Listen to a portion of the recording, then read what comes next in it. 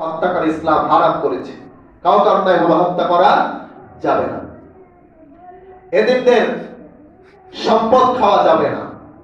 এরপরে নবী করিম সাল্লাল্লাহু আলাইহি ওয়াসাল্লামের মাধ্যমে আল্লাহ তাআলা জানিয়ে দিচ্ছেন ওজনে সঠিক দিতে হবে, পরিমাপে কি দিতে হবে। রমাদান আসলে দাম বেড়ে যায় বাংলাদেশে, ওজনে কমে যায়, ঠিক কি না? অন্যান্য দেশ মুসলিম কান্ট্রিগুলি রমাদান আসলে দাম কমায় দেয়, আর বাংলাদেশ আসলে সেই জায়গায় কলার যদি হালি থাকে 20 টাকা, ওটা 40 টাকা, ঠিক কি না? এটা বাংলাদেশ। সহজ করুন, এগুলো যেন পরিবর্তন হয়। আর ওজনে সঠিক দেব। একটা জাতি ধ্বংস হয়েছে, সামুদ জাতি। জাতিটার নাম সামুদ জাতি। শুআয়ব আলাইহিস সালাম সে জাতির রাহবার ছিলেন, নবী ছিলেন। সে জাতি ধ্বংস হবার কারণ ছিল তারা ওজনে নিত ঠিক, মানুষকে দিত ওজনে কম।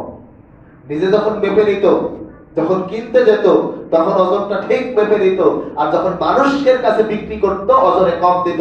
আল্লাহ তাআলা ওই জাতিকে ভূমিকম্প দিয়া, ওই জাতিকে আল্লাহ তাআলা আল্লাহর বজ্রপাত দিয়ে ধ্বংস করে দিয়েছে, ওজনে কম দেয়া। এই ব্যাপারে আল্লাহ তাআলা কোরআনের আয়াতে ওয়াইলুল লিল মুতাফফিফিন। এরপরে আমরা জানা নাই এমন কথা অনুসরণ করব না, যে কাজটি করব, যেটা করব সেটা জেনে শুনে করব। না জেনে না বুঝে কোনো কিছুর উপর আমল করা যাবে না। এরপরে সর্বশেষ 14 নাম্বার যে কর্মসূচি আল্লাহ তাআলা সেদিন রাতে দিয়েছেন, অহংকার মুক্ত জীবন গঠন করতে বলে।